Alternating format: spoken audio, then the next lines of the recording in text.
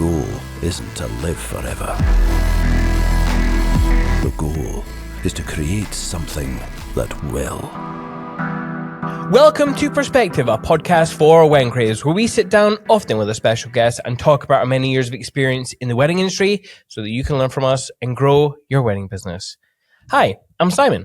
And I'm Greg. Together, we are Cinemate Films, Scottish-based wedding filmmakers who love nothing more than drinking coffee and talking shop with others in the wedding industry. And we've teamed up with Photography Farm to bring you 6 special episodes of this podcast in anticipation of Thrive Edinburgh 2025, happening on the 4th and 5th of March at the Yotel Imaginex. Greg, hello. Who are we talking to today? We are talking to Tasneem Alsultan. Hello, how are you? Hi, how are you doing? I'm doing great. Thank you so much for asking, for having me here. Yes, well, it's our pleasure. I'm looking forward to this chat. It should be good. You're actually our first Thrive recordings I guest. thought I was so late. I'm so glad. Technically, you booked in one of the last ones to book in, but you booked the earliest slot. So it worked out. So, yeah, awesome. But yeah, looking forward to Thrive. Yes, I am looking forward to it as well. The year just seems to be rushing by us. How has your calendar been? Have you been busy? Have you been shooting many weddings or events or? Usually my weddings are in Saudi Arabia, where I'm based, and the region. Usually our weddings are winter, and usually they're very last minute. So I'm now getting booked for April, May. But then that's it. And I get booked like a month or two before. So I very rarely get booked a year in advance. So This is, my busiest season was October, November, December, and then slowly scattered around. March is Ramadan. So when I come to Edinburgh, it'll be kind of a full month off. No one gets married during Ramadan because it's fasting, and people tend to break their fast and want to sleep and not celebrate and party and dance. It's a bit too much. So yeah. All right, cool. So you'll be. I mean, what a perfect time to just have a break. Exactly. I mean, oh my goodness, that's cool. How is everyone's state of mind right now in general? We are day 3 of Trump being the president of the United States. And obviously, we're in the UK. It doesn't really affect us too much. But yeah, is everyone all right? Are you speaking, depending on who you're speaking for, the world's population, the Middle East, or America? I don't know who I'm supposed to vouch for. Since you're here, I'll just speak directly to you. How are you feeling about everything? As an Arab Muslim, I would say, lightly practicing Muslim, but still identifying as a Muslim who is culturally raised by Muslim parents. I'm born in America too, so I feel like I have a foot in both cultures. Raised in Manchester, England, until the age of 15. So I want to say I represent all of them, but I don't represent all of them either in some way or another. I think we're just at we're at a changing moment of history. A lot has happened in the region specifically, and I don't know. I feel like it's been 15 months of a genocide that's been happening in a neighboring country where a lot of my friends are from and are either based in from the occupied lands of Palestine, or even based in Gaza, the territories of Gaza. And I've lost a few friends in the last few months, across the last 15 months, and it's been personally, very heavy. The only lightness that I can say is that now everyone's awareness has been raised. Before, it was very much to the people that are close enough to be personally tied to people from the occupied lands, and now the whole world has witnessed a genocide happening. I'm not Palestinian. I don't have to carry the burden of being from Palestine, but I very much closely been following what's happening, because not just because it's, I have friends from there, but I think because all of us are horrified to see something that's been happening under our eyes. And for the first time, while we know that the media has been, I pride myself as being a photojournalist and a witness to what's happening in my own home country and the rest of the region and the world. My work has been published in Nat Geo and New York Times, and I used to very much feel like I was doing something great. And what this war has showed us is that the media is very biased everywhere in the world. And we just have to feel like our phones now have been, we've been seeing things from the eyes of the people who are living there. Yeah. So I don't know about that. While Trump has won for the second time, I think it's our role as just humans, as regular humans, to feel that we still have some power. We've not lost the actual game of resistance of how global media works. We can still have some power to share the stories of people who have been unjustifiably hurt. And I think that resonates with people from Scotland and a lot of neighboring countries throughout history. It's not the first of wars, and it won't be, sadly, the last one, but we now have a bit more power to be creatives and storytellers, to kind of send our stories across the world. Yeah. Do you have many photojournalist colleagues that are in Gaza at the moment? I did see. I can't remember when you did post or you reposted a few paragraphs about your appreciation for their point of view and their sacrifice. Yeah, the first couple of months we lost a friend called Majd Arandes, and he's from Gaza, and he was a photojournalist that sold his camera just a few months beforehand because he was struggling to make ends meet. So while he sold his camera and did not want to be a press photographer, he saw an explosion outside of his house, went to see what was happening, and then he lost his life in return. So that was one of the first heartbreaks to happen. And then through social media and mutual friends, I got to know the relentless, amazing photojournalist called Ali Jadallah, who's been, he's from there. He's not been able to leave and evacuate. He lost his father from the first months, and then his twin brothers, his sister. He said that he couldn't even bury his sister because she evaporated from one of the explosions. And he's still there. And I think when you, even though it's through a screen or through social media, when you see the images, I think as a human, I don't know what to respond. I don't know how to share my sorrow, my heartfelt emotions, my empathy from someone who's living through conflict. Like, I don't have any connection with that. I think as just all of us, as humans, he'll send a photo of his close friends who are press photographers, who are his close friends since childhood, of their burned dead bodies, and he's like, I can still. I mean, I'm sorry, this is kind of dragging emotions. It's due a wedding conference, okay.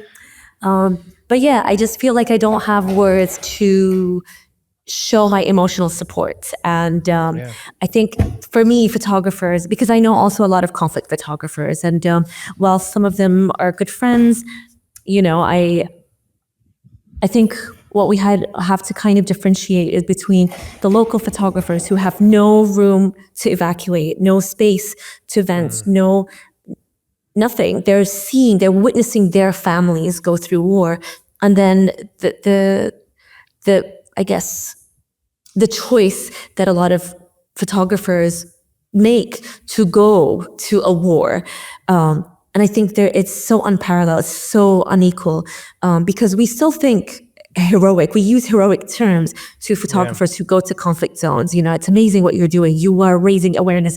But really, it's not equivalent to someone who's seen their families go through that and feel that they need to still somehow keep documenting, because without these real heroic witnesses, we won't know what's happening. They're our only eyes to what's happening. And I think that's the same for every war that's been happening across the world. The local photographers, the local voices are very much important to see and share.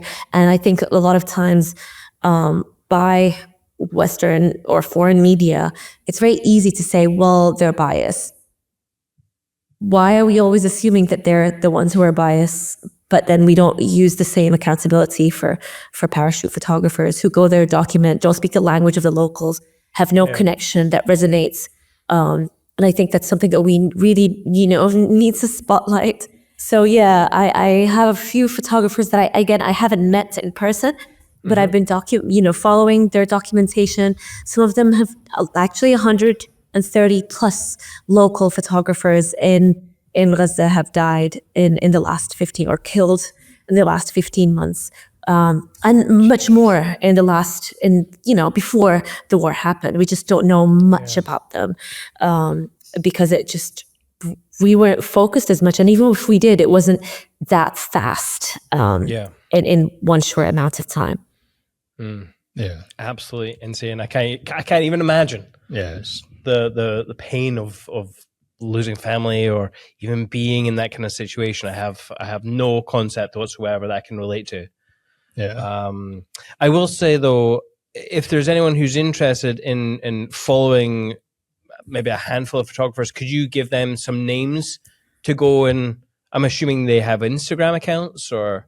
A lot of them have Instagram accounts. The Everyday Middle East shows a few of the photographers in Gaza, like Ali Jadallah.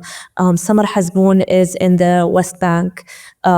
There's a few photographers also from Everyday Middle East at Everyday Middle East, and through Ali Jadallah's account, I think you can see a lot of what's happening. And these are accredited accounts that have work published everywhere, and they speak great English. So if you want any captions, and I think that's kind of what we need to see. We need to see photos that are not just moving, but we need to understand really what's happening.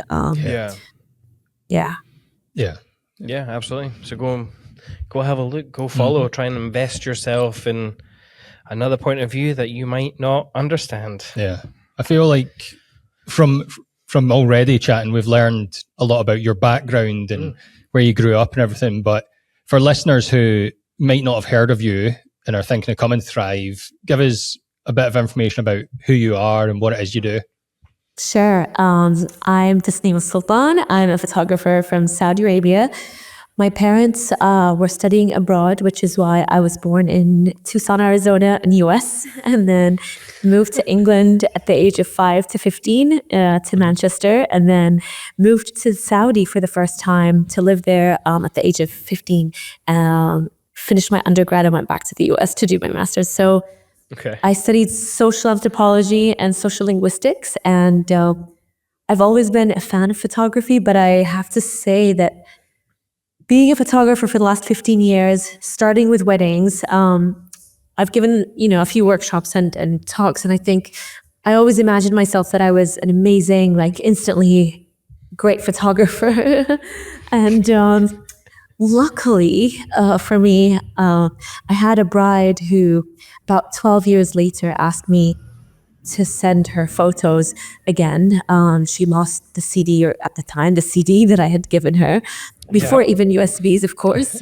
So yeah, that definitely was, I don't know how many years ago, but I gave her, so I looked it up and luckily I had a Dropbox link of that saved. And I looked at the photos and I was quite embarrassed. I think she was bride number 2 or 3. And I just felt like, what was I thinking? The framing, the light, the flash in their face. My editing was so overexposed. And then I played around. I think I edited on iPhoto, which tells you a lot. And I mean, I can see what it was trying to do, but I didn't do anything successful. So,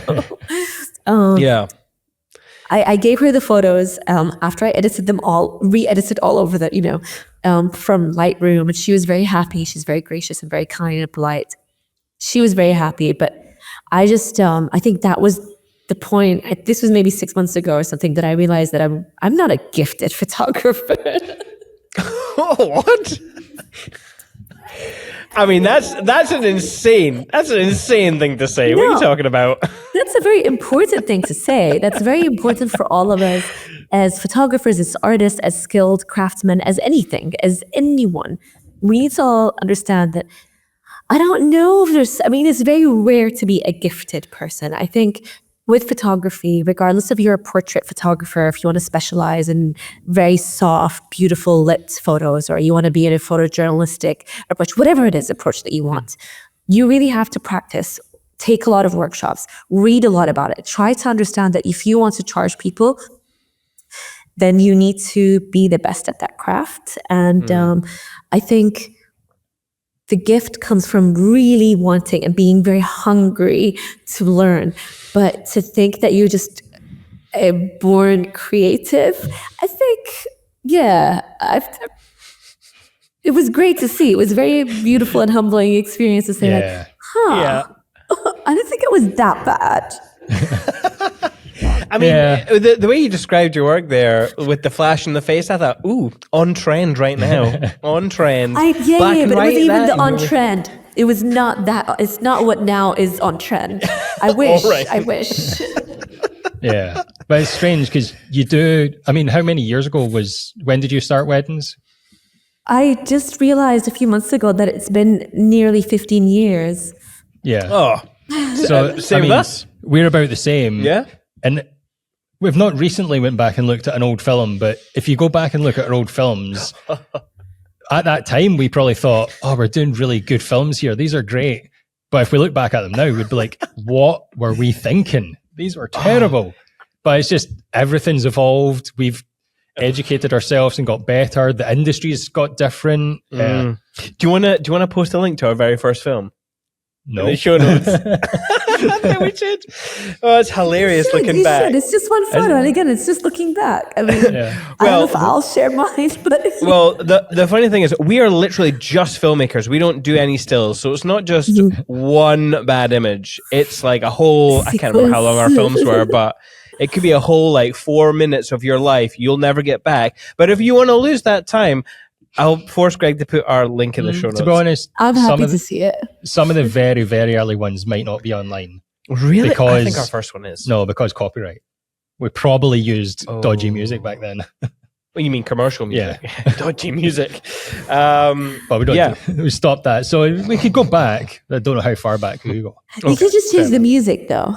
We could, could do. But then Yeah. you'd lose all the terrible recorded vows. Anyway, enough about that. I want to talk more about this, kind of like your upbringing, because I mean, I've been born and raised in Scotland my whole life, not gone too far out of my realm of being uncomfortable in different languages and cultures and stuff, which I feel like was made very obvious at the beginning of at the end of last year, at that party.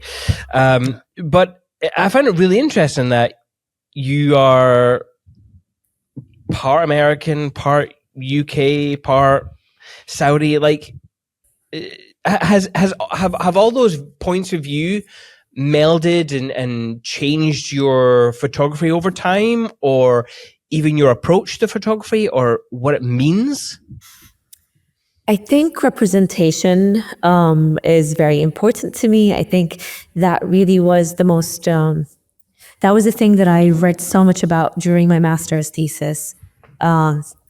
Third culture children like myself, whether it's because your parents are from different ethnicities or cultures, whether it's because you've been traveling abroad like I have. And I used to always kind of want to know what I can identify as. Am I Saudi? Am I American? Am I Westerner? Am I Middle Eastern? And I feel like in my late 20s, I was very much struggling with that. And then to my early 30s, I started meeting people who were similar to me, who didn't know what they were. And I think to my mid 30s, we kind of all felt like each of us just naturally started feeling grounded of, who cares what anyone else thinks? It's not about that. It's about what you feel comfortable, and that can change. So I'm a merge of all those things that I can check which one I want to be at the time. But in general, I'm a representative especially of the minority that I'm with specifically at the time. Right now, I'm usually representing, like I said, being an Arab. At a time that it's been a lot of time, ostracized or looked down upon. When I lived in UK, most of my childhood friends in Manchester were others, other cultures. That can be from South America to anywhere in the continent of Africa. To they were either children that their parents were studying abroad, or they were just British from Indian, Bangladeshi, Pakistani ethnicities. So I think we just all, as kids, found each other. And as we grow up, we kind of become more confident being ourselves. And I don't think I was bullied, per se, but it was more of just felt like I wanted to be with the other children, people who kind of looked like me, who acted like me, who had maybe perhaps strict parents like mine. And now, the media, the TV, the shows are showing those third culture characters that we all relate to. So I have teenage daughters who are now 19 and 17, and they don't have the same issues that I had. And I think that's great. That means that they're very much settled and confident with who they are, and that means they're much more comfortable being under their in their own skin than I was in the 90s. Yeah. I think actually kids nowadays have a better understanding of who they are earlier on. I feel like I was very angsty as a teen. Like, I don't know what I'm doing with my music. I don't know. Just they are. No, I agree. I think this generation is much more confident. They're much more confident being who they are. They really don't care about anyone else's opinion, which is something I struggled with, and a lot of people in my generation did struggle with. And I'm slightly jealous of that. Sometimes I think they're too confident, but I mean, I guess that's way better than no confidence whatsoever. Yes, absolutely. Yeah. Well, you mentioned your parents. Like, did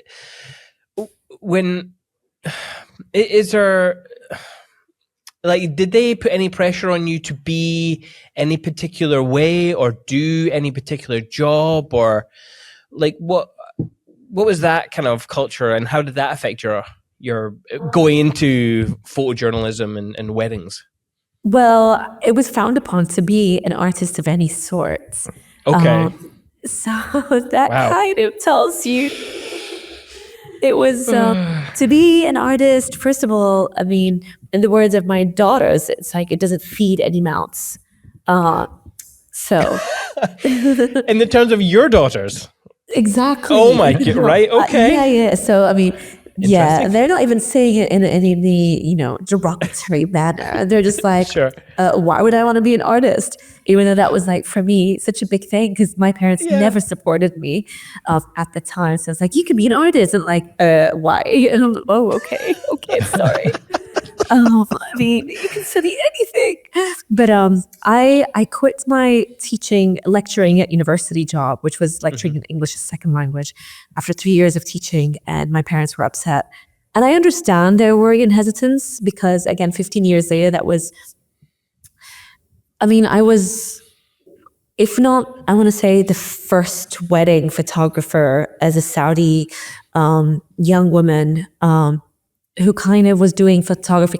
Now there's a lot of young Saudi photographers, which I'm very, very proud and happy to see, much more than when I was there. But it was something that was so rare. You don't get local Saudi or Arab from the Gulf countries working because it was so frowned upon. It was something that's like, it's unbecoming.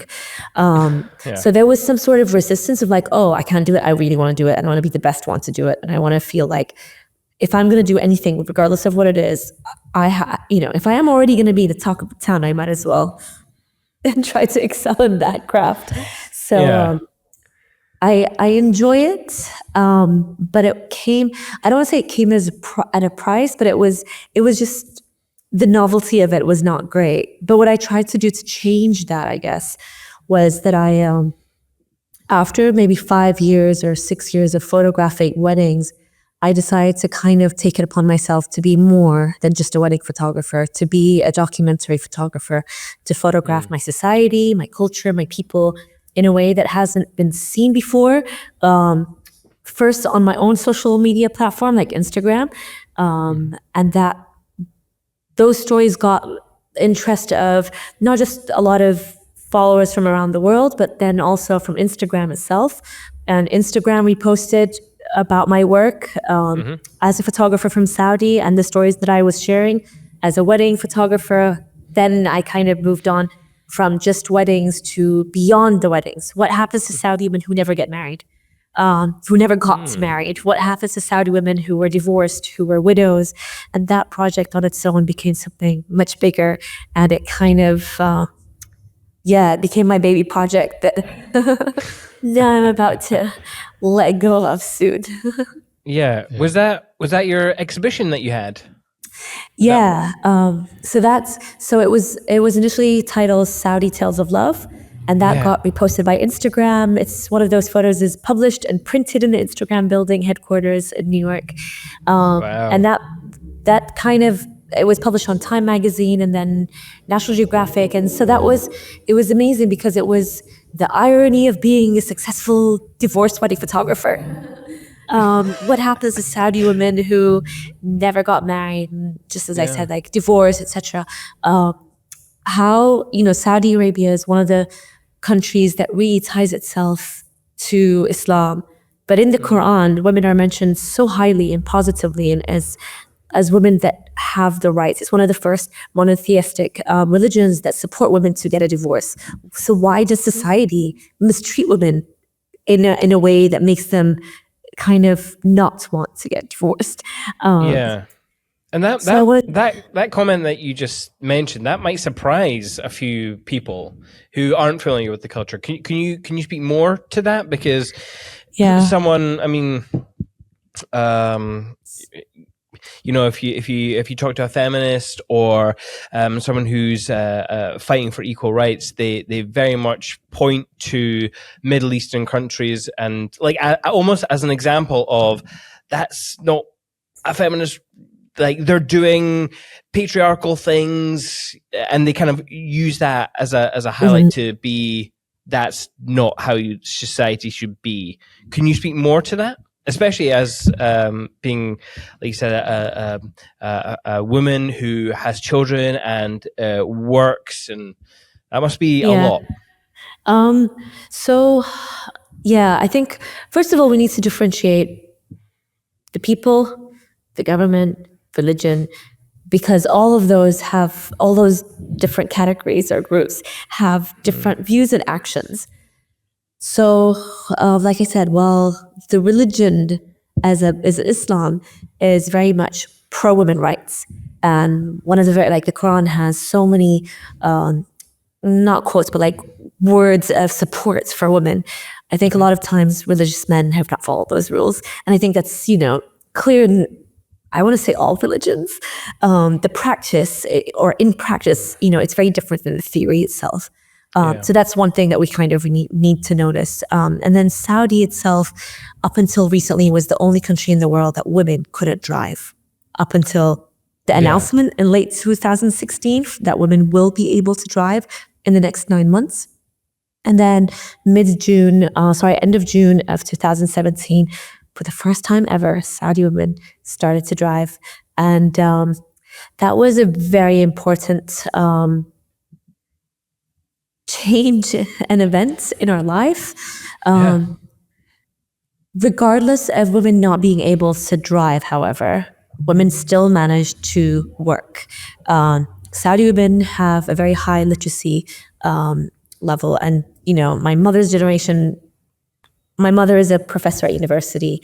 Her friends are doctors. So what I want to say is that regardless of whatever society or each family or whatever the government kind of let or supported or didn't, humans in general, minorities, women in general, will try and resist and fight for whatever they can. So,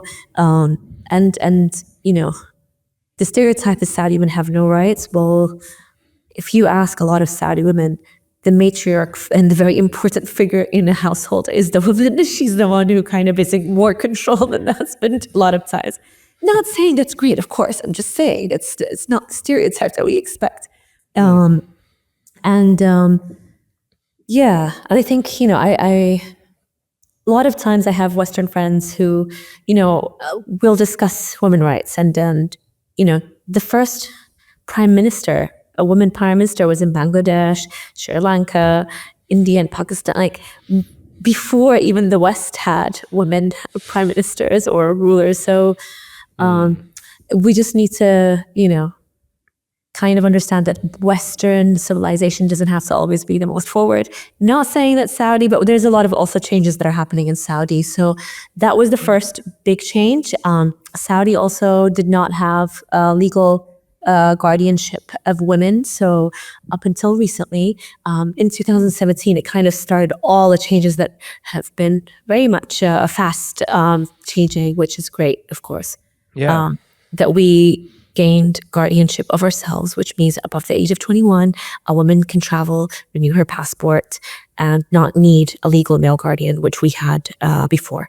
So again, there's a lot of things that were legal or illegal for women to do, but somehow a big percentage of women still managed and still found a way to find their calling in their careers, and we're very, I think the first of many things. So it's inspirational for me as a Saudi woman to kind of follow their footsteps or photograph them or witness what they've done.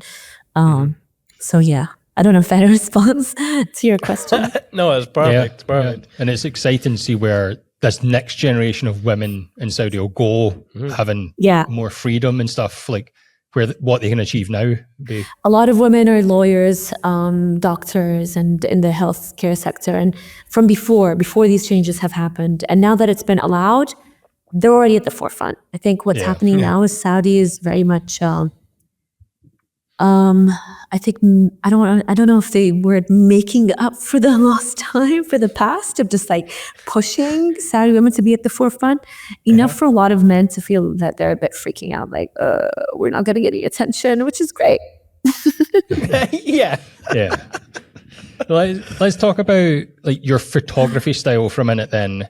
How, because it's known for being quite authentic and story driven, but how would you describe your style of photography? My style of photography, I would say, is authentic storytelling. I would love for the people that I'm photographing, whether it's a wedding or a moment or an event, to feel that I've captured the moments, that they are reliving each of these moments and their emotions are kind of captured. I think a lot of times we go through the moments and we're lost in our happiness or in our, celebrating. And that celebration is amazing and it's beautiful and it's chilling and it could be very heartwarming. But if a photographer doesn't capture that, then it's, I feel like it's my role as a photographer.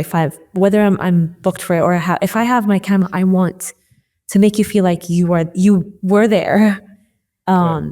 I get very much emotionally invested in the people that I'm photographing, so I feel very emotional with them. And I genuinely love my job. I feel that if you love the person that you're photographing, you can tell. Was did that come naturally as you started to work in weddings, or has that been like a conscious effort to be like, I can see the benefits and why we have weddings. I want my art to reflect that. So you do something that is different, or? I think there came at the beginning of my wedding photography career, I was very much, I felt that Saudi weddings lacked emotion in comparison to Western weddings where, the men and women, I don't know if I also said this, but Saudi weddings are segregated. We usually have dry weddings, of course, so there's no alcohol. And also, Saudi is a dry country. It's illegal to have alcohol. Which means that... You're offending me as a Scottish person. I can't cope. It's almost the opposite in Scotland. I mean, almost. But and also like women and men have different ballrooms, sometimes different evenings. And at the beginning, comparing that to Indian weddings or Western weddings, I felt that it wasn't as fun, it wasn't as crazy, it wasn't as mad because, you know, in Indian weddings or Western weddings, probably because of the alcohol, but like people especially the men, they're going to be dancing at the table at one point. And in Saudi or Arab Gulf weddings, similar to cultures like in Bahrain or Kuwait or Emirates, very similar to Saudi, it's segregated. People are much more beautiful, glamorous, amazing, opulent, like just amazing fashion. Like the weddings, the ball gowns are, oh wow, it's amazing. You know, it's very theatrical in some way. The backdrop, it's just the bride walking in with her beautiful long dress and gown. It's just so amazing. But I just didn't feel like it was fun. And then I think there came a moment, maybe a few weddings after, maybe more, that I felt responsible, that it was my job to document. And I can't go back to the bride and say, well, you know, yes, you splurged and spent this much money, or even if she didn't, that's not really my job. I'm not supposed to be judging how much money she spent. It's but regardless of how beautiful your story is, I didn't find it interesting because no one was dancing on the table. So I felt that it was my job, it was my responsibility to document and find, because there are moments, it's just I was not equipped to find them and stay there and focus to document them. So, yeah, a lot of practice, a lot of patience, and then just commitment. This is my job to find these moments. And it's, I think one of the most beautiful moments for all of us as photographers, especially as wedding photographers, to come back at the end of the day or night and feel like you're exhausted, you're tired, but then the bride sends you a beautiful message saying, thank you so much. You've not only been an amazing person, you've been a big part of my day, even though that might have been the first time that we meet each other, but I love the photos that you sent me. Or, you know, even after, whenever it is that you send the photos, the brides will say, I'm reliving each moment. Thank you so much. Like, that is a gift. It's not about just the financial gain. It's about the emotional gain of feeling like I've done my job. That's great. That's all I wanted to hear. It makes you feel so worthy of being chosen for that wedding because you were the bride's kind of you were the gift that she got for herself. You gave her the thing that she needs to have, like, to document everything that she just spent so much on, whether it's time, energy, and then of course the cost. So I think that's for me what I try to always push myself to do now. I love that. It's much more special to me to have that than to have a bride to feel like she didn't appreciate it because you were just one of the many little decorations that she got. Yeah. Do you have any advice for people out there who maybe struggle with that kind of, like, finding their voice? It doesn't need to be whether they view the weddings in the same way, but I don't know, weddings can be very confusing, and you can look at them in a vast array of different ways. And even people's bias and their views on marriage, like, can affect their views and how they see it and how they approach their work. But how should people gain that understanding of themselves to then apply it in the same way that you did? I think be very authentic to yourself. I remember when I started weddings, I assisted a few photographers that I looked up to, and I would second shoot for them. And I think that's a great way to learn and to see where you kind of fit in, especially if those photographers allow you to publish photos that you've taken. But it was a great way for me to kind of understand and photograph also different types of weddings. But I remember one of the photographers, he was very, very shy, and he doesn't like to be at all speaking, or just his character is like that. And I think it would irritate him slightly when I was, I'm just a very bubbly person, and we're very different characters. Oh, you've noticed. Okay. But and it's just my character. It's not, that's how I am when I meet anyone across on the street, or just, if I like you, then I can't hide that. And one of the very important things for me to do is, I'm a very inquisitive person. So when I meet a bride and groom, I always ask them, how did you guys meet? And that genuinely for me is very important, because I'm looking for those little prized moments that they have for each other. It makes me fall in love with them on a very quicker pace, especially when it gives you kind of a very fast way to, like I said, just fall in love with them on their most special moment. If the bride and groom are stressed out and you ask them, how did you guys meet? Then they immediately just take a step back, because probably no one's asked them that day, of course. Either everyone knows, or everyone's in a rush, or stress sometimes, nerves are high. And they'll try to summarize it. And I love when it's a different story from each, and it gives you also an insight of their characters.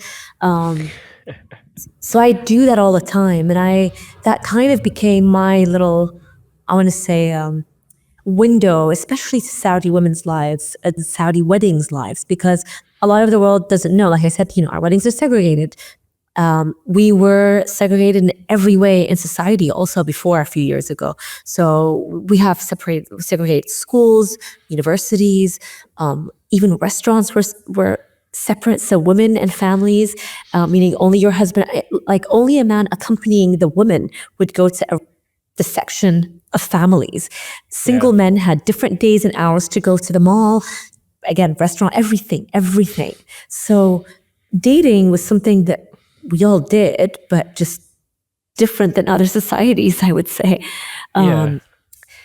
So sharing how these couples met was not only intriguing to the rest of the world, but it was also special and beautiful for us as Saudis to feel like we find ways. So sometimes through Twitter, through different apps, through, meeting at a restaurant, illegally at a Starbucks. So it's cute the ways that people find love. And I think that's kind of how we all, as humans, relate. We all grieve, we all celebrate in so many fascinating, similar ways. So that was my character to kind of resonate and click with, the bride and groom. And I think every photographer needs to find, I don't want to say it's like, find a way that makes you be comfortable and be at ease with the people you're photographing.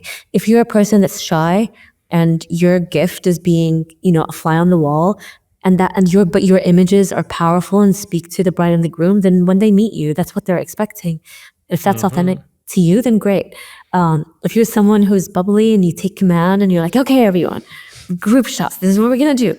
This is, and people kind of click and identify with that. That's amazing too. That's just who you are. So I think there's a couple for everyone. Just as long as your work speaks for itself, then people will find what resonates with them. I'm like that. Your work, it often challenges stereotypes and tells untold stories outside of weddings and in weddings. Is that something that you consciously went out to do with your work because it came authentically to your sort of missions and values? I don't know. I mean, yes, now, of course, but I think at the beginning, I didn't know. I wasn't aware what I was doing. I just felt like these are stories that were the daily, the mundane, the everyday life.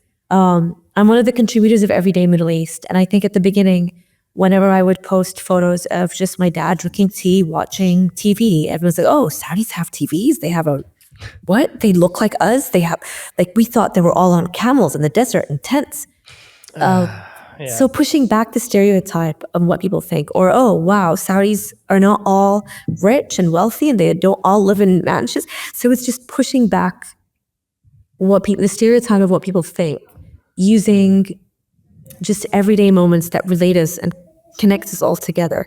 I think that's what I was doing through my social media apps, and then sharing also stories. While I was photographing and documenting these women in and outside of weddings, people realized that there's so many similarities in our culture. I think because I'm a fluent English speaker and I know how people would connect. If I read the story, is this something that's important to me or not? Maybe that's kind of now what I realize that I'm doing all the time. But yeah, I feel that that's the most important thing that I try to do. Cool. I kind of along the same sort of vibe. Like you've had work published on Nat Geo, National Geographic. You are a Canon ambassador. You have many more accolades.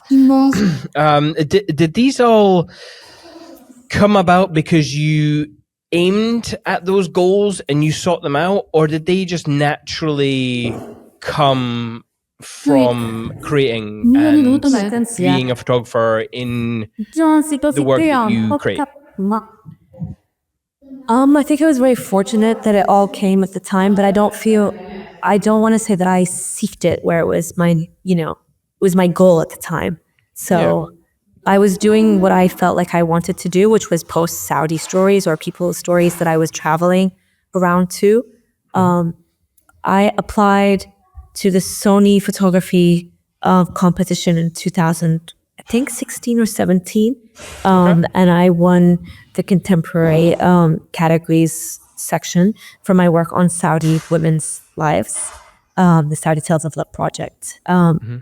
And I think a year or two before that is when I applied for the Instagram/Getty award, and that was, or the competition, and that was also looking for 5 photographers that were using their social media platform in a way that was meaningful. And I just, the everyday mundane life of Saudi people for me was important. So I didn't seek the validation in a way that was like, okay, if I don't make it, it was for free. And I did, and I got very lucky that they chose my work. And then from there, I started looking for grants or fellowships or programs that I thought was helping my education and awareness of how I can become a stronger photographer. Those workshops and those fellowships or those programs were very much educating for me, and it also helped for networking, because it's a lot of photographers that I had looked up to. They would kind of guide you and in a way show you a shorter route to what it is that you want. Sometimes, and I'm saying this not just for our events that we'll meet in Scotland, but also just in general. I think whenever you want to learn anything, you learn, you take workshops, you try to read about it. A lot of times though, when it's a craft, like photography, for instance, or especially wedding photography, we don't, because it's supposed to we buy expensive equipment, but we don't really take the time to slow down and feel like, okay, what's next? I need to learn something, because I'm at a point where I'm kind of stuck.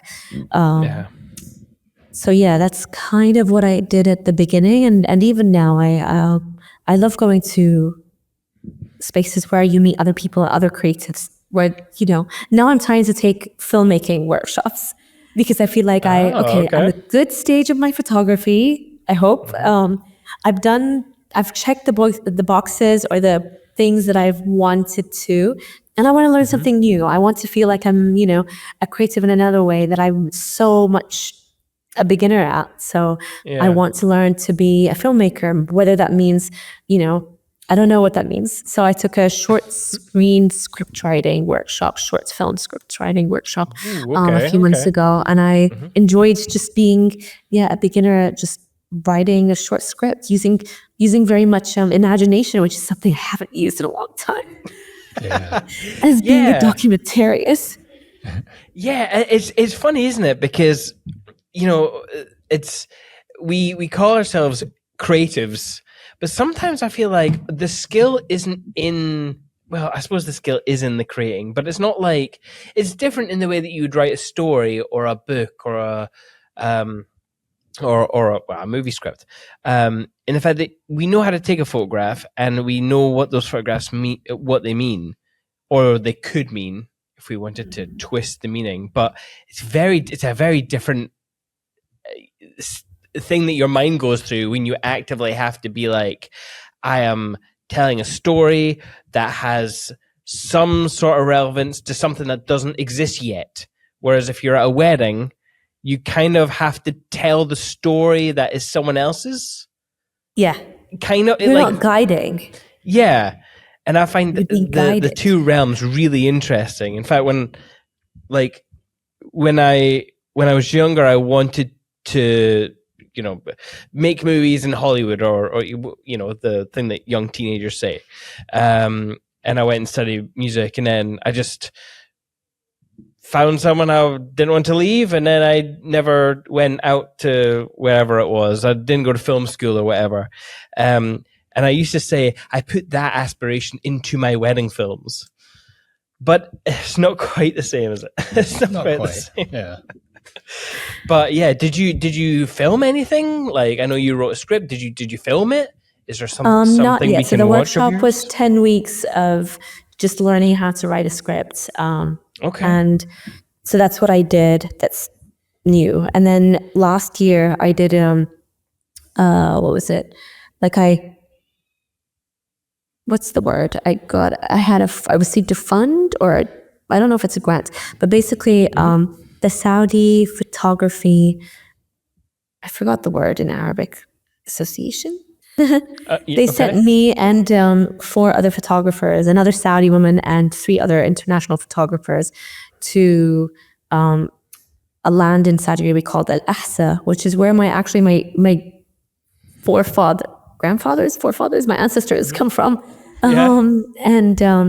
It's a place that I am from originally, but I have never stayed in for over 2 nights. And each of us photographers were asked for 2 weeks to deliver a project of some sort that will be later exhibited. And it was early 2024. And I decided that was the first time that I was challenging myself to use video. So I filmed 5 Saudi grandmothers because it was for my project, but in a way it was using videography. And I'm not a skilled videographer at all. I usually just use my phone for Instagram reasons. But this is the first time that I put my Canon camera to use with no stabilizer, with nothing, no editing skills. I mean, I learned how to do subtitles or captions. And I quite enjoyed it because it wasn't as insanely difficult as I expected. And it's just a 6-7 minute video that kind of rotates in exhibitions. And but it kind of gave me that little boost of confidence of it's not impossible if you really want to. Of course, next time I do it, I will be a bit more prepared because I was just going all over the place. And I had great friends who are filmmakers in Saudi who kind of were patiently teaching me how to later edit everything that I've shot. But yeah, it kind of gave me a boost of, okay, I would love to incorporate video because I think it gives more, it adds another layer, like sound and movement. If I'm going to get the emotions across, then I would love to do that. If I can do that, not necessarily for weddings, because I'm very confident with my wedding photography, much more than wedding videography. And I, after you guys, because if you're wedding videographers, then it's a very different skill to have. And like you said, weddings itself is it's very fast. I can't tell the bride, stop. Wait. Don't do this with the cake. Wait. Don't get dressed. Like, it's not up to you. You are not, it's not about you. So I think with filmmaking, the stress is less or indifferent just because you are in control of other things. I've also been very, very lucky that early last year and the year before that was the first time that I got hired by Netflix to photograph 2 different shows and also non-Netflix shows, 2 non-Netflix movies also. So It was the first time that I ever went to a set in my life and last year, the year before. And that was wonderful. It was great, but it's also a very different entire world to me. I had no idea that lines were said 10 different times from different angles. I thought it was once and there were just, 10 cameras. I didn't know. So it's just a very different creative process that I was very uneducated about, that I now respect highly and admire the people who are doing this because I just, yeah, it's something new, and I'm loving learning new things and new skills. Yeah. You know, it is funny the amount of control that they put into these shows. It makes you think that, you know, when a couple come to us and be like, "Oh, I love your thing. It's like a movie," and you're like, the compliment that is incredible, because the amount of work you need to put into something with just a different way of like it's not the same in the creation, like scripts, lights. It's just not the same process at all. So if you can get anywhere near that kind of production level, there is no better compliment other than, "Oh, we loved it. It means so much to us." Yeah, like that's more meaningful. But what you've obviously got a lot of aspects to your current sort of work just now and what you do. You've got funded projects, you've got personal projects, weddings. What does a typical year look like for you just now? Like, where percentage wise, roughly, where are you putting your efforts? I think weddings are still my main bread and butter, because I enjoy doing that, and you kind of get booked months in advance usually. And I think a lot of times also there are repeats. I want to say clients, as in if a bride likes your work, then her family, hopefully relatives or friends, would book you. And I think that's the best. Whereas with different, you know, projects, usually they're last minute. And I don't really know when they're going to come. So the photography behind the scenes of a film set or a show, that was very new. I didn't really know what I was expecting 2 years ago. And it came also like maybe a few weeks only before the actual, you know, shooting started, and it was new. I don't know if that's consistent or not. Great would be great to do that, but you just never know. I think, you know, last few years I was very much working very hard to get fellowships and grants, and I enjoyed the process, and I really, really learned a lot. And I also, you know, feel very lucky that this happened. I really focused on getting funding, and I think now I'm at the time where I need to sit down and start working and editing all of the work that I've done in the last 10 plus years to make it into a book, a photo book, to feel like I've, you know, let go of the main journey, especially with kind of the cycle, the full circle, I would say. I got divorced from my first marriage about just 11 years ago. And I kind of used my story to introduce the whole project as a Saudi divorced wedding photographer, looking for the, you know, as I've just said a few times. So that kind of, I feel that I've gotten divorced, and then early last year I got remarried. So, congratulations. Thank you. So I was a bride in a way that I really wanted to show kind of, full circle, but also seeing how things have changed in Saudi for a Saudi woman, and how things have changed. And I feel like a lot of times when I started, there were so many unfulfilled wishes that Saudi women needed. And now I can say 99% of them have been fulfilled, for not just myself, but for all of us. And this book, for me, I'm hoping would be kind of an accumulation of all of our stories together for us to feel that we're not alone. So yeah, this is the year. Last year I was manifesting to have it a book, but this year I'm like, definitely, and this is, I'll be too ashamed to have 2025 and not have a book ready. So even though the first month is already done, there's nearly. True. But that's exciting though. Another feather in your cap of new skills. I'm assuming, of course, you've never put a book together before. No, I haven't. That's exciting. I look forward to seeing what you create. Thank you. Actually, talking about creating stuff, can you tell us about your copyright issue story? I find this incredible. I won't say anymore. Can you tell me the whole story and fill us all in, because it's incredible.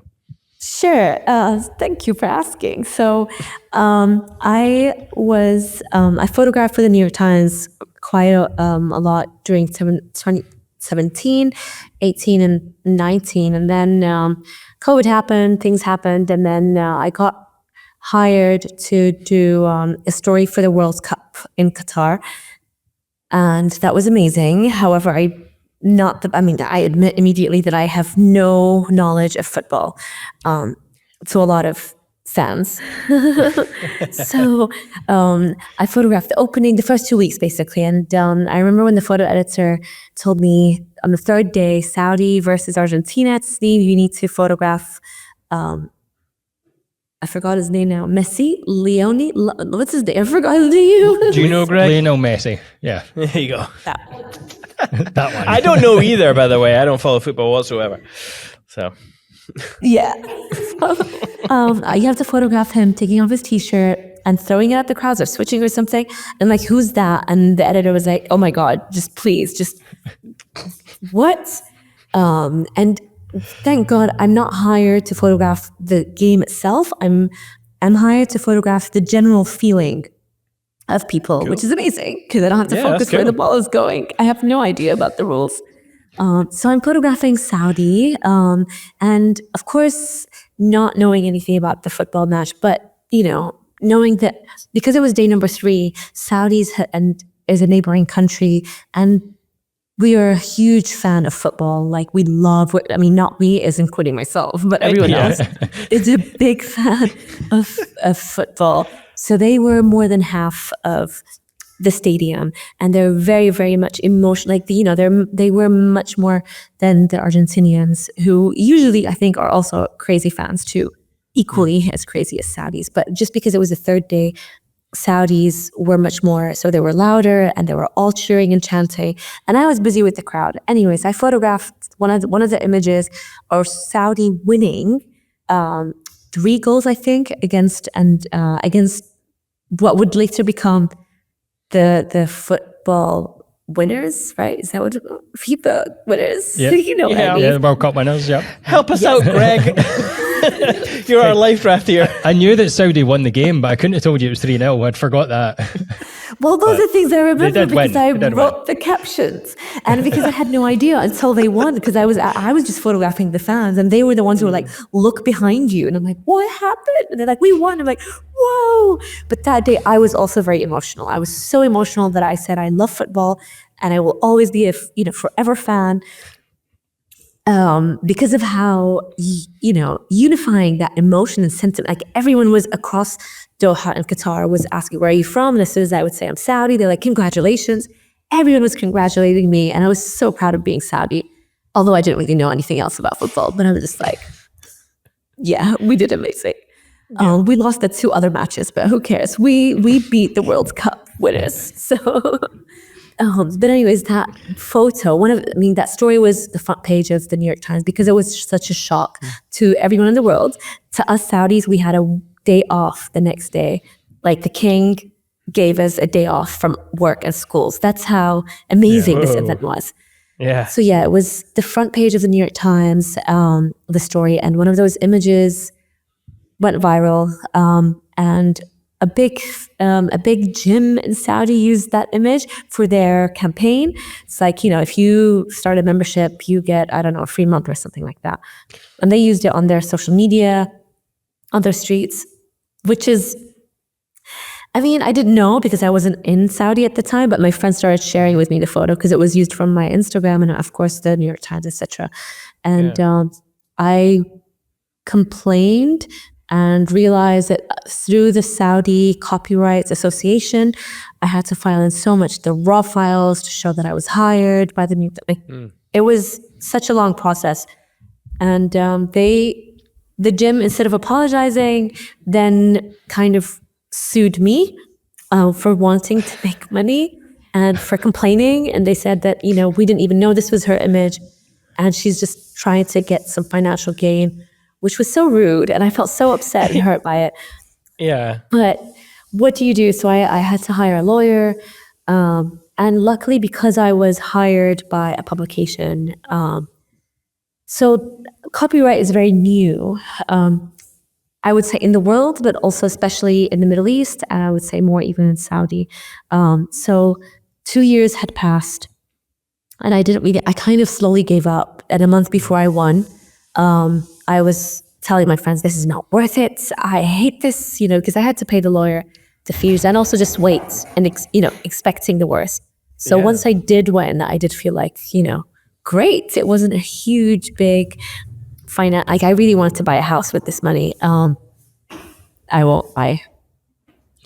Like it, no part, maybe, I don't know what a part of a house I could buy with the money that they got.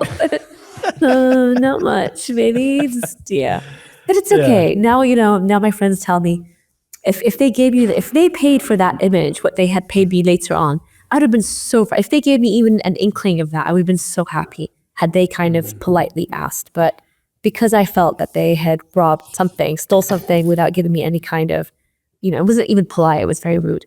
I was very upset. And I really want photographers to feel that, hopefully they win, of course, but to feel that copyright theft is, emotionally, it's insulting. You feel like, this is my work.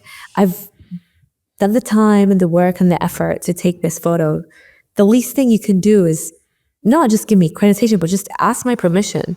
And I hope we all kind of, again, seek legal action, even though I wasn't as excited, just like I said, after time had passed and I didn't know if I was going to win, but yeah. Yeah, it's interesting because, so when they used your image, like, what was their defense in using it when they heard of your complaint? Like, was it just like, oh, we thought it was trending, so we use it? Kind of in the same way that people use trending audio on TikTok or something. Like, they said that she should have been happy that we used her image. What? Hey, happiness doesn't pay the bills. Exactly. That's my main thing. And like, they didn't give me any credits whatsoever. And not that credit's gonna like also feed any mouths, right? It's just, you're very rude. You're very, very rude. This is insulting. She's just after the money. Also, they said we never heard about her. So what I think happened was that they hired a graphic designer, whether freelance or not, but this graphic designer, maybe a third party, used the image without telling this huge, like this is the biggest gym in the country. They have so many branches. So they have the money to do that. It's not small, local club, club or whatever it is. It's a huge, they have so much money. They probably paid just for the campaign stations everywhere, a lot of money. So that's kind of why I found it insulting and rude. But their excuse was just that, and it was also already universally used. Japan Times had used it as their front page, so we can use it too. So none of, I think copyright in Saudi is new, and I think people are still learning, and I'm glad that I did win. But I know that in other countries they would probably do the same. And not think it was more of like a moral victory eventually. Like after that long fight, you obviously wanted the financial victory, but after fighting for so long, it probably must have felt like just to beat the corporate company, like must have felt more of a moral victory. Exactly. Yes. And I felt that, I've had to fight or have this battle of but just the concept of copyright to kind of justify it and make people understand. I've had several, experiences that I did not win in, so this one was great. You, on your Instagram post, I think you followed up with an update about part of the reason why you won, and it was something that I thought was kind of unbelievable. It was the fact that you were hired as if you hadn't have been hired, if you were just a photographer, even though that is your career, you may not have won your case. Exactly. I find that mind-blowing. What the fuck? What? So, but it's not. I want to say it's just in our region, but I've had an experience where there was a campaign for women.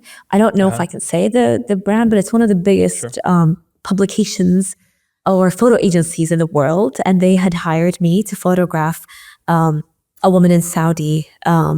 This is American-based company, so they should know better.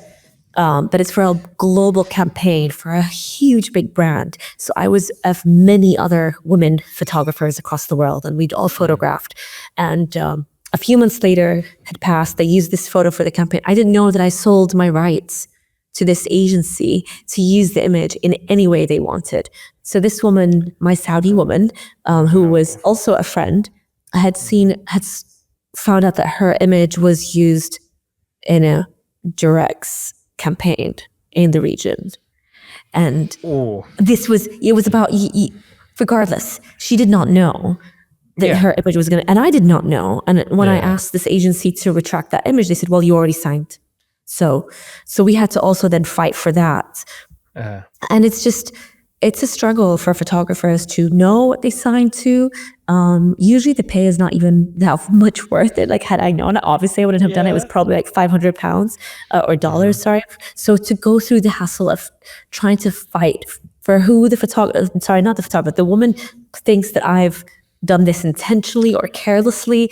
So it's frustrating. It can be a lot of times frustrating. And that was in the US. So I just want to say that photographers are not always, represented in a way that cares for us from agencies. Does that make sense?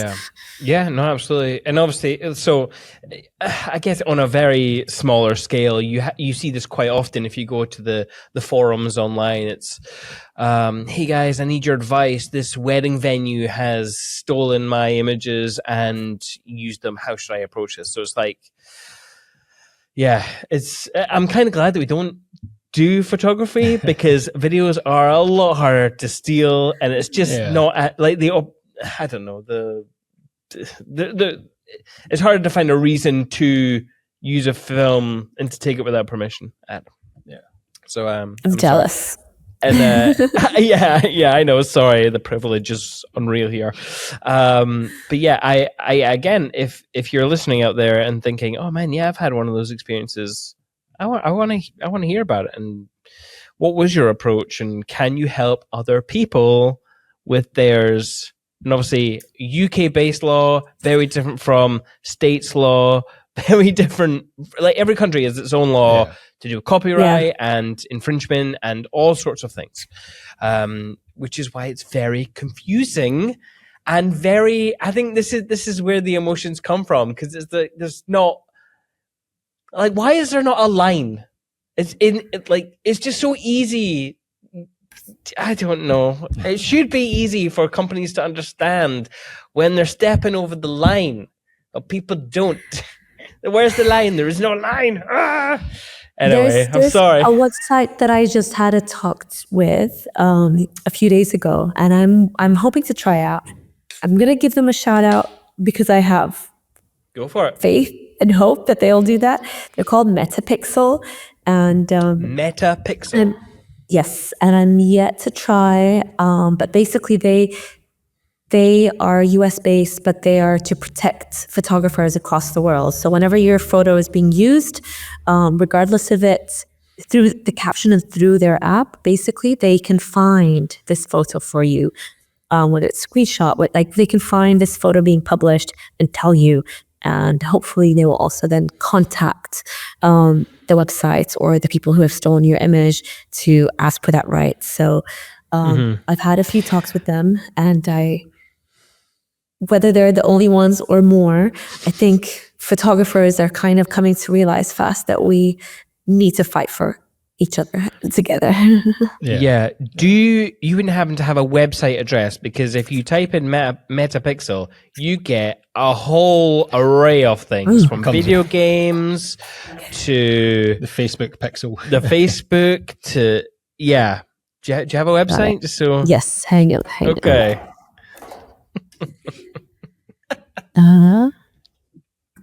Let's see. Let me find it from the website. Okay. Well, I tell you what. If you find it throughout the conversation, we can add it into the show notes for people interested. Yes. Very interesting. And it's not Metapixel IO. That's a video game.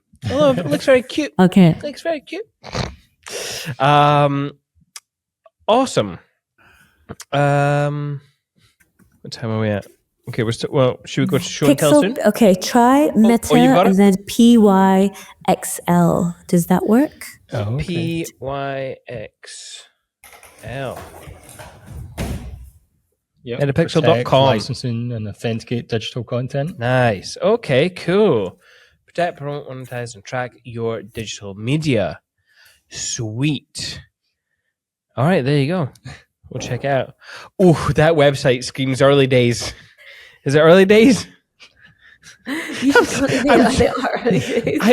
was such a rude comment. I'm so sorry. I'm so sorry. That was rude. But yeah, okay, cool. It was started by photographers who felt that their photos were being stolen. So piracies maybe on what is more important with very low film funding. So yes, okay, cool. I wonder. I feel horrible for that mean comment I just said. Maybe I'll reach out and see if maybe they'd be good on the podcast. I don't know. Who knows? Yeah. I feel like I want to support them now for being so mean to about their website. Anyway, let's move on. Time wise, are we okay, or do we need to go to show and tell? A couple more questions. Okay.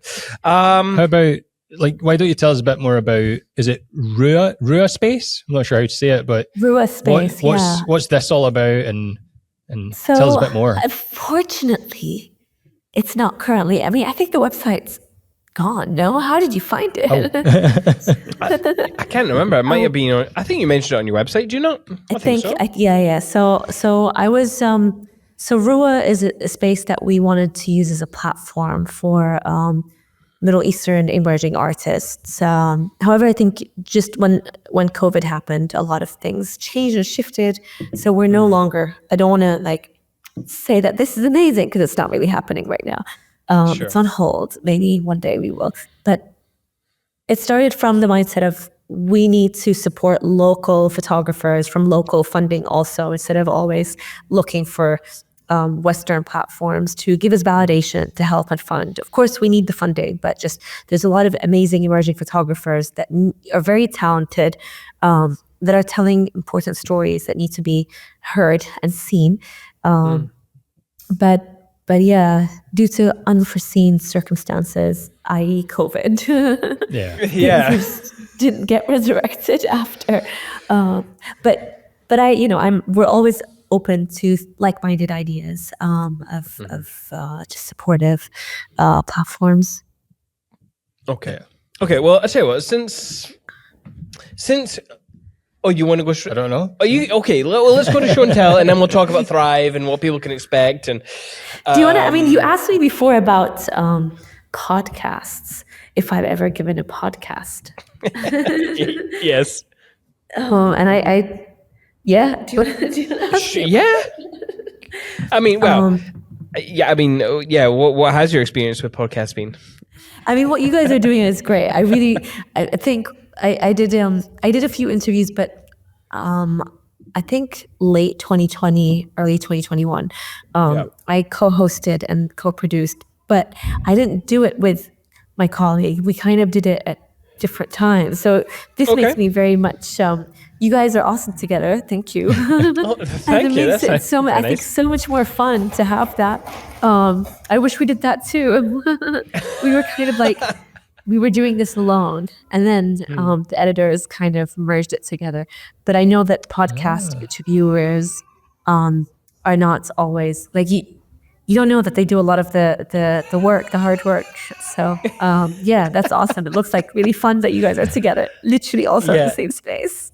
Yeah. Yes. Yeah. No, I think it is funny because obviously we don't live our office is based in Glasgow, but we don't live here. We're half an hour in both directions, so it's a little bit of an effort. So we were like, well, since it's an effort, let's build a studio, and that'll be the studio. And we do respect. What is that noise? What's happening? What's the ruckus? There's somebody walking in. There's a fam. I'm in a co-hosted space right now. Okay. Are they gonna? So people are checking in. I think, yeah, it's just in passing. So Okay. I didn't know what to do there because, like, do we just let them? Do we just hang out for a bit and just do yeah, general I think we chat should until just- they're gone? Yeah, or? yeah, yeah. I think so. General chat then. What's let's go to alcohol. Do you drink any alcohol whatsoever, or? If I do, this has to be edited off your podcast Oh, interview. I mean, I don't want to say that our pubs are like our churches over here, but they're certainly more popular. So yeah, interesting. Okay, back on record. Right, back on record. Yeah. Oh, you guys There's have an missed image. some juicy news. No, I'm just kidding. Okay, so show and tell is where I've picked. Well, usually I try to aim to 3, but you Think have a lot there's of work. There's 4. I think there's 4. There's 4. Think. Okay, so we definitely cut one out earlier. You have a lot of work, which is awesome, but it makes my job very hard. And picking images is also very hard. So I tend to over speak as to why I picked these images. But this first one, I don't really know the context. But this idea of mobile phones pops up in your work quite often, I have noticed. And I don't know if that's a commentary on something that you want to pull on, or you just like the image of people looking at screens and being kind of unaware of their environment. So Because quite often in wedding photography, people are like, "Oh, put the phone away," and "Oh, the phones are getting in the way." But you lean into that. Yeah. You go all in. So tell me about this image in like altogether, and then your general concept on why there's phones. So many phones. So many phones. Everywhere we're surrounded by phones. And I think at the beginning, as a photographer, we want everyone to be posed. And I think like you said, I lean into that. This is part of documenting the time. 20 years ago, we did not have images of humans holding onto their phones as much. It wasn't part of what we were doing. And I think in the next 20 years, I'm hoping that we won't find images like this. So it's documenting the time, tracing how we are all really, whatever it is that we're addressing. But here, we're so much, even at weddings, I find when I was early in my days of photographing weddings, when the bride and the groom were standing, everyone's grandmas are holding iPads. And it used to really piss me off because I would usually tell them off, like say, not rudely, of course, but I'm like, I'm the only one paid here to photograph the couple. And they would all laugh about it. Now I don't say anything. I just turn around and I photograph the grandmas or the aunties and uncles with their big iPads. Who are these photos going to go to? No one, probably.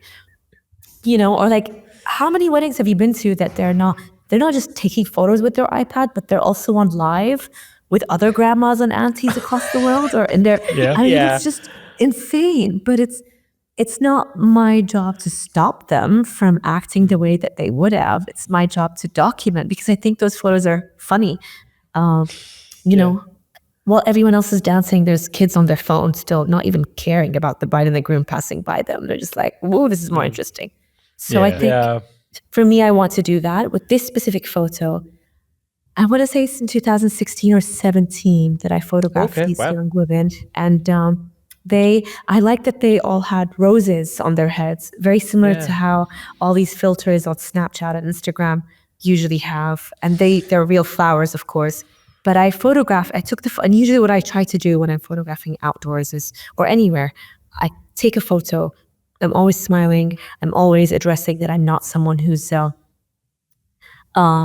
intimidating to people that I don't know. So I'm, smiling, hi, how are you? And I'm holding the camera. Clearly, I'm not hiding it. I don't want to be offensive. I don't want to be sneaking in and taking a photo, which sometimes we do.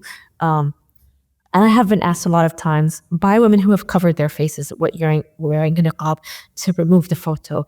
And as so much, I'm just always like, oh, why?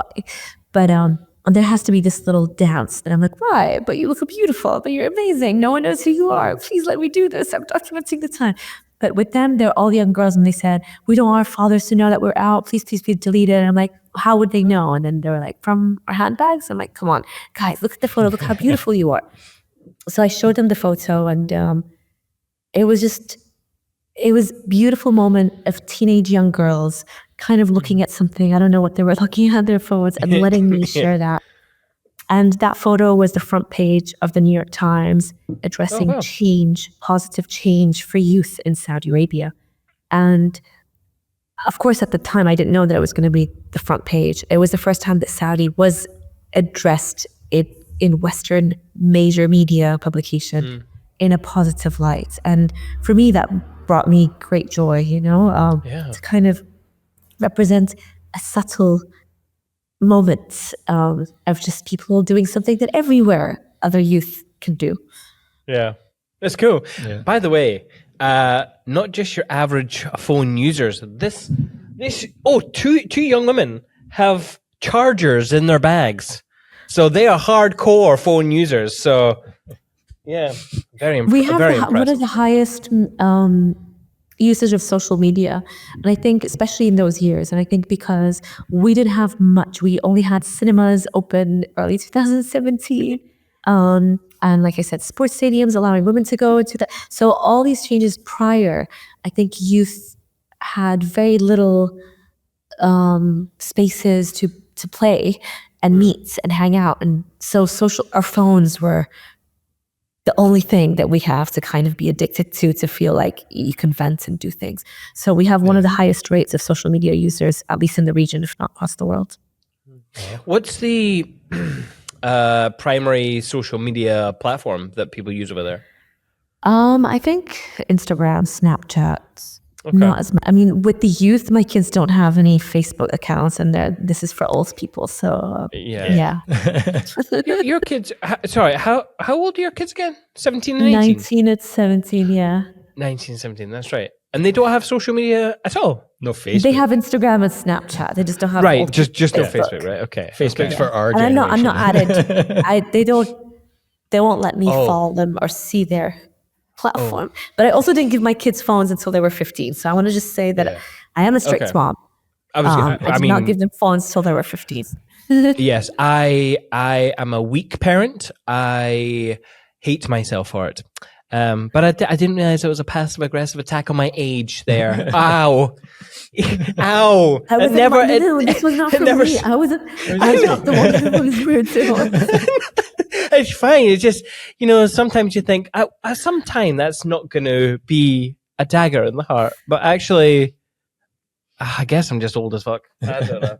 Well, I mean, I've been called old in my mid 30s, which was just a few years ago. So I just want to say that, I don't think of myself as old at all. Yeah. But by teenager standards, we're old just because we're not young 20-year-olds. Yeah. I know. Are you... we still think of ourselves as 25, even though we're 10 plus years over that. Yeah. So, yeah. But we are old. I mean, for the longest time, even in business, there was one time you went to a bar and you asked for a Coke and you got ID'd. And this wasn't that long ago. I find that hilarious. I'll never let you live that down. But yeah. Okay, next image. So I just actually really love this idea. I wasn't sure if this was. I mean, at first I thought it was a wedding with a tradition I'd never seen or heard of, but in looking at it, I feel that's not actually the case at all. I feel like you've had an idea and you've implemented it. But now, I don't know what these things are down here. But I don't know. I don't have. It was just something that I was more intrigued by. That idea of, is this real or is this a concept or something? What are you trying to say with this image? Or if it was an actual wedding, I want to learn about new traditions that I've never seen nor heard of before. But I like this idea of things just like Flying. envelopes just flying at her, and she's just absolutely totally fine with it. Totally fine. So tell me about this image. So this is not from a wedding. It's from my project, the one that I was calling Saudi Tales of Love, but now I renamed it to, or retitled it to, And Then There Were Women. Just because all the changes in Saudi that have happened made people feel that there were suddenly women everywhere that have been hired for all these positions that we weren't easily given to in the past. So exactly.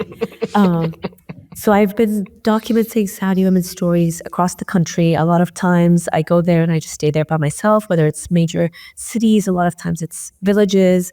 And I stay there for as long as I can, and I just wander around and ask women to let me in to their lives and their relationship to love, marriage, divorce, all of the different relationships to those things. And I went to a city called Medina, which is, and I asked actually to go this. I did a little call out on my social media asking for people that have, because I felt like at one point a lot of people were saying that you share stories, maybe not of misery, but let's say of a lot of divorce and sad, lost stories, and not necessarily of just happy marriages, happy weddings, right? Or like marriages that have stayed together. So I said, I did a little call out like, hey, if anyone's been married for a long time and you feel that I can share your story, please let me know. So I got asked by, the woman in the photo is called Najat, but I got asked by her 19-year-old daughter. Their daughter told me that her parents is very happily married and that they would probably let me photograph them. So I flew all the way to the city where Najat's from, met her mother. Her father had no idea what I was doing there. He thought because he's a parent, I found out he was a famous Saudi writer, author of books. So he thought I was there for him. I had no idea who he was, obviously. Awkward. But he was so sweet. So he's like, okay, I guess I'll go take a nap now. But his wife, and I photograph all these women documenting their careers or life or, just their daily, like I said, like they're just their daily life, whatever that could look like. And then at one point, after I get to know them more and they're comfortable around me, we do a collaborative portrait, which means, how would you like to be perceived in the grand scheme of love? How would you want your beautiful story to be seen in a portrait that as a wedding photographer, I can tap into and use image and light in a way that's different. So with her story, she's basically, she, I think, was in her early 20s or less. She was in her first year of university studying medicine in a different city at the time because there was no med school in the city that she's from. And this is the late 90s, I want to say. And she got asked by her mother to attend a relative's wedding. So she was there. She was just sitting by the window. She didn't really want to dance or celebrate because she's just a very quiet, calm, studious woman. And her then later on mother-in-law was there to look for women that would be suitable for her son to marry. And so the woman, the elder woman was just, like I said, looking. And she goes back, in the evening, and she reports back to her son and says, there were these beautiful, amazing, gorgeous, stunning women who were dancing, and they look like they can dance really well. And she tells him more and more details. And then, I don't know, maybe he asked, was there anyone sitting? And she then offers, yes, this woman who was sitting on the side, not dancing, but you should think about her because she is going to be a doctor. And you don't want to be with a doctor because she's career driven. She's going to be probably boring. I don't know what the mother tells her son. But the son starts asking more about the woman who's not dancing, who's shy. And he likes the story that he hears from his mother. And he keeps asking more, digging deeper. And then he asks to send her a message, a letter. So that's how they start this little beautiful dance of not meeting each other, but just sending handwritten letters. And then he proposes. They see each other once, but because she's still in med school, which takes a few more years, they start sending each other cassettes cassette recordings. Okay. And these cassette recordings, what you see in the corner. Yes, and, down at they're- the they- ground there. Yeah, okay. They tape over songs and religious. They're taping over all of their family's cassettes. Basically, they just take them and record things and send it to each other. They have 4 kids and they're very happily married for over 20 years. So I asked their children, because the mother had all these letters and the children had no idea. So only when I interviewed her and sat with her, she brought them all out. And I had the idea of like, because they have this beautiful kind of staircase open from both sides. So I asked if her children would throw the letters while her mom rereads them. And they thought that was a good idea. And the mother was happy to do so. So because of our wedding work and using composition, but also like flashlights. So I positioned her in a way that I would position a couple and had her read them. Yeah, I love it. Actually, I didn't. So it's nice. I'm assuming that these. I'm assuming that not all of them are the original letters, since they're being thrown. But she is all holding. the original letters. Oh, they are original letters. Oh, that's incredible. Because there's obviously, I mean, there's some cards down the bottom that you can see, and stamped envelopes. These envelopes that are flying through the air, they look like they're blank. But it's really nice that you've incorporated all those like meaningful items that have been a part of their stories. That's really cool. Yeah, Thank you. Yeah, that's really cool. Really cool. Next one, Gregory.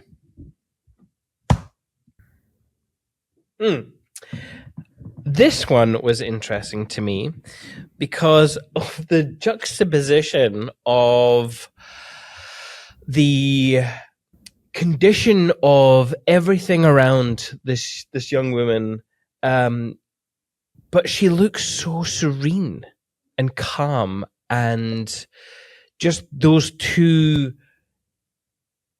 ideas clashing in one image was a draw to me. Can you explain to me this? Was it a wedding? Was it a concept? So Ashwag is a Saudi woman who I photographed. On her story was that she was preparing as an engaged woman for her wedding to who she thought was her best friend. A few months before the wedding happened, she found out that her fiance was cheating on her with his friend's wife. To hide herself, to save herself from shame, from family, she agreed that they would quietly go and get separated or divorced because they were officially married. So they went to the sheikh, the religious man, to kind of give them these papers. And he looked at her and he said, if you weren't dressed this way and you weren't in college, basically, you weren't acting this way as a confident, strong woman, then you wouldn't be where you are today. So they got separated, they got divorced. And when I asked her how she wanted to be portrayed, she wanted to wear what her, one of her wedding dresses, gowns, which is very Indian-esque. I'm from the Eastern Province, and because we're close to India, a lot of our dresses are similar to Indian saris and dresses. So she wore what she was going to wear for her wedding, and this was a beautiful wrecked house, and we love the location. We love how it's kind of it's very symbolic to this perfect house for marriage, but at the same time, it's beautiful, it's elaborate, but it's a wrecked house because it wasn't fulfilled in the way that she felt was actually real and authentic to her. So we took a few photos, and this was the one that resonated to us the most. Yeah, love the symbolism. Oof, that is very powerful. And God, I really hate that blame culture that men do. What the fuck? Can we stop doing that, please, as men? Thank you. Anyway, moving on. I think this one might be a wedding, because every other one so far has not been a wedding. So this one maybe. I'm not sure. In much of the same way that you mentioned comedy in some of your work, this just screamed that to me as if it was like a still for a TV show. I find it absolutely just hilarious. There's let's start in the middle because it's maybe easier. But you've got I don't even know the relationship. Is this mother-daughter, sister or sisters, or am I completely off? I think the sisters are sitting next to each other. The daughter of one of them is sitting on the floor, and the other daughter is kind of looking at her sister. The girls in a white dress are I guess bridesmaids or nieces of the bride who's not in the photo. The bride's mother and brother, or the mother is the one who's wearing the white headscarf, and the brother of the bride is sitting on the corner. Okay, so the two in the middle are, I mean, they are the happiest people in this They're ready for scene. the photo. They are ready. Everyone else looks so like they're not even paying attention. Someone's turned their back completely. Like I don't know what's happening over here. What this kind of case thing is. I don't really know. People on their phones. People or something. Is it just a speaker? Okay. There's people. I don't know. just sorting their hijab out, or is that hijab, or is it just a scarf? Yeah. And there's other people just not even paying attention. And I find the fact that no one's looking towards you. They're all looking in different directions. I find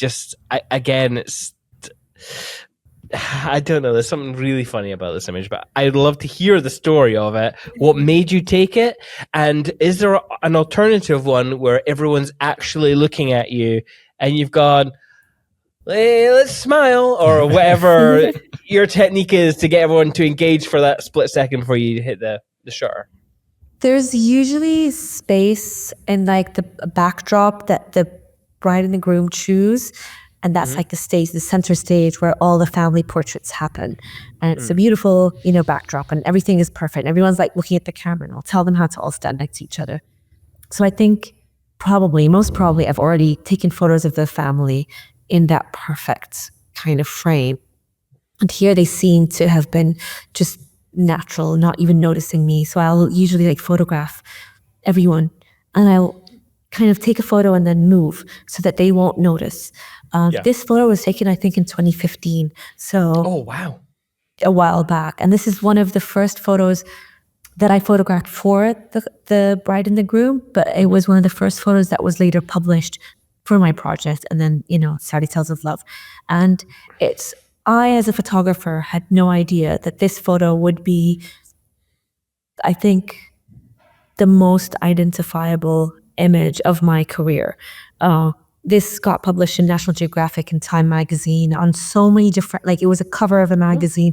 It was in award-winning, spaces. It was exhibited, and I did not really know why as a wedding photographer. I don't want to say it's my least favorite. It's just an image that I have no idea why a lot of editors or publications would use, but I just now keep it because I feel like everyone always uses it or likes it, so I just now add it. But I didn't know why up until very recently, maybe a few years ago. The bride is Palestinian origins, actually Palestinian. The groom is Saudi German. His mother is German. His dad is Saudi. So they had a mixed wedding, which is not usually. It's very rare for Saudis to have. And that's why they're not wearing what Saudis would typically wear. And that's why they also allowed me to publish their image. Whereas a lot of Saudis would hesitate because they wouldn't wear hijab. They want no meant to be there. So there's a lot of unique things in this situation. But I spoke to the bride maybe a few years ago after and just, thanked her and, just told her. And she noticed. She said, I don't know why, but this photo is always on your social media and you've always posted it. And at the time, I didn't know, by the way, like I said, I didn't know why it was chosen, but I had no idea. She only told me a few years late, many years later, that her brother had passed away only a few months before this wedding. I didn't know. And she said, for some reason, you caught a moment that I think all of us were thinking about him and missing him. And even now, I just feel like, I don't know how to react. I don't know if I feel sad, of course. Yeah. Exactly. But sometimes we document, and I think we need to document the emotion. We need to document what's happening. But I had no idea at the time. I just took the photo and then probably just, turned and took another photo of the other side of the ballroom. But it's, and I asked her, does this insult you? Is this hurtful? Should I not publish it? And she said, no, it just makes me miss him. I just think how, we were in our way celebrating and thinking about him. But his loss was on their mind. Yeah. So, yeah. Damn. I find that fascinating that an image can say so much, and yet the person who created it doesn't fully... There's something about the craft that, just, I don't know. Yeah, because quite often when we do these show and tells, it's like the image was powerful or it had something that stopped Simon and made him choose it. But then also the photographer was like, well, I chose to share it because of these reasons. Yeah. But it's interesting that sometimes you just don't know what's going to happen when you post something. Yeah. And it's funny that I took a completely different tone from it originally. I just thought it was really funny. And now I feel like a dick again. What the It's, I mean, again, like I didn't know as a photographer that was there. And so I think the editor, like my mentor at the time and editors gravitated towards an image of that was just, that maybe resonates with everyone because we all have things that are mine and sometimes we're very superficial in how we act and pose, especially at weddings when everything has to be perfect. And I think it's really important to document. I don't want to say the imperfections, but it's just the moments that are not perfect, the moments that are not posed clean. Maybe photograph both, but it's moments that make you think. And maybe that's the moment that we as humans recognize and gravitate towards. It's the moments that just are like, oh, they're human like me. Yeah, that's cool. That's nice. You remember when, you're not going to remember this, I don't remember it, but like back when photographs were starting to come around, obviously the technology was new and you'd have to stand really still and not smile. I wonder if we'll ever get back to that. Just because for the longest time when I was younger, it used to be the 1, 2, 3 smile, and you had to like fake cheese. You had to fake being a certain way. And I just really appreciate being at a point where we can create images exploring different emotions, even at weddings, where the idea of them is, oh, you got to be happy all the time and got to show your best and you got to be perfect. I'm like, I'm so sick of the perfect. Anyway, so Thrive. What can people expect from your talk at Thrive? What can they expect from that? Oh, gosh. I'm hoping to share stories of my journey as a photographer of weddings and beyond, and how we can take a turn to document everything around us, to be an imprint on time, how that can be something that's hopefully documenting our truths, whatever that may be, and hopefully use photography as a documentation of our backyards. I think a lot of times we think of successful photographers, people who travel the world, and a lot of times we hold so many important stories, like I said, in our own backyards that just need telling, that are worthy of telling. And then even for the workshop, I will also kind of give a lot of I don't want to say shortcuts, but things that I've learned across the way of how to approach editors, how to photograph, stories that are important, but also like just how to see them as worthy of following and pursuing, or maybe not. Like why is this challenging? How can you pursue this more? So yeah, things that are wedding related, but also hopefully beyond. Cool. Yeah. I was so when Greg asked the question, I went, "Oh God!" That's because I was dreading having to say shoot sessions. Well, they're not really called shoot sessions anymore. They're just the day 2 sessions. I know, but I'd still like to challenge myself. And I get it wrong. Brilliant. Awesome. Yes. So if you're listening and you haven't booked your tickets to Thrive in Edinburgh on the 4th and 5th of March, you should go and do that right now. I know you're driving and you're going to a wedding. It's bad timing, I know. But pull over. Get your phone out. Oh, no, you're in Glencoe. You don't have signal? Wait then. Get somewhere safe. Open up your phone. Buy those tickets. You will not regret it. Isn't that right, Gregory? That is right. Yeah. Do you have any book recommendations for our listeners? Whether that's like photography books or anything that's I inspired find you that recently? a lot of times movies and stories and just music, everything that's art, statues and beautiful galleries and museums. But I think my latest, for me, inspiration, and I was so struck, oh my God, Conclave, the movie. That's on my list to watch. I've not watched it yet. Oh my God. The story is beautiful. The script is amazing. It's great. But then the photography, like the scene, just the framing is insanely beautiful. Every scene I would go, oh, Yeah. it was just so beautiful. And I don't know the name of, what do they call the person who's in charge of the frame? Is that a director? Is that The frame, DOP? the DOP or the potentially? cinematographer? director of photographer? I don't know who that is, but whoever that is a genius. It's it's the latest movie that I just amazing. Just everything. Oh my God, the moments are beautiful, and it's because the lights, just everything. I would recommend every photographer to look at that. And I think there's so much for us as photographers to see, because we are inspired by the things that, we're kind of ingesting visually. So is that the word, ingesting? I would say so. Yeah, that's been on my list because I was in Rome just before Christmas, did a tour of the Vatican, and then saw a poster for that film, and I was like, that looks as if it's going to be really good, but I've not got around to watching it yet. And I saw that it's meant to be getting nominated for an Oscar. So is that I right? think as photographers, everyone who watches it will love it beautifully. Like I think all my friends who are not photographers loved it, but I don't care about their opinion. But I think photographers would love it because it's just, oh my God! Again, I don't need to salivate more, but you get it. You'll watch it and you'll thank me later.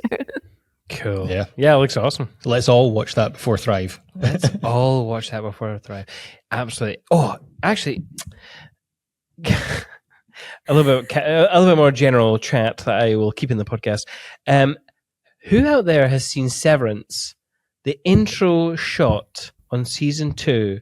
Running. Oh my God, that's incredible! I haven't seen the second season yet. Don't ruin it for me. I won't. I won't. I've only seen one episode. I just watched the first episode last night of season 2. Yeah. Also, I cannot remember if this was a podcast guest, but Silo, I started watching it. I blitzed through that show while editing, but it had the Game of Thrones issue where, because it was shot digitally, they can really just crank down that light. I mean, oh my God. I could barely see it during the day. I had to close my curtains to be like, what's going on? I mean, cool. Like, when you can see it, I just wish I could see it a little bit more clearly. Which Conclave doesn't seem to have that issue. Dark movie, it's dark, but there's moments of humor, and I feel like, again, because we're photographers, the way that they've really focused on details and moments and lights, other than everything else, just it's from a photographer's perspective, it's perfect. I can't say that I want anything else to be changed. It's visually amazing. It's beautiful. Some of these wide shots as well, and the trailer alone. Oof. Exactly. I just want a screenshot to be like gorgeous. Awesome. Well, thank you for coming on. What a cool chat. What a great start to the Thrive podcast, eh, Greg? Yep. So yes, thank you for coming on. Where can people find you online? Where can they see your work? Where do you want to send them? I would say my Instagram account is the most that I'm active on. That is more current than my website, but it's at Tasneem Alsultan is where I usually post, my happy moments, my grievances, probably, or where I'm at, and things that are important to me and that I would like to share with the world, and sometimes, like I said, mundane moments. So yeah, usually my Instagram account is where I'm much more active. Yeah. Awesome. Definitely give a follow. People can find us at perspectivebycinemate.com. Our Instagram is at perspectivebycinemate. Get your tickets, people, to the 2-day All-Star Wedding Photography Conference taught by 6 phenomenal mentors. 4th and 5th of March at the Yotel. I would say Yotel? I would say Yotel. Yotel. I'm going to say Yotel. Yotel this whole time. Why? The Yotel Imaginex. And if you have liked this conversation, please do hit subscribe on our YouTube at Perspective by Cinemate, like I said, and you can find us wherever you get podcasts, Apple, Spotify, all those kind of good places. Are there others? I'm sure there are others.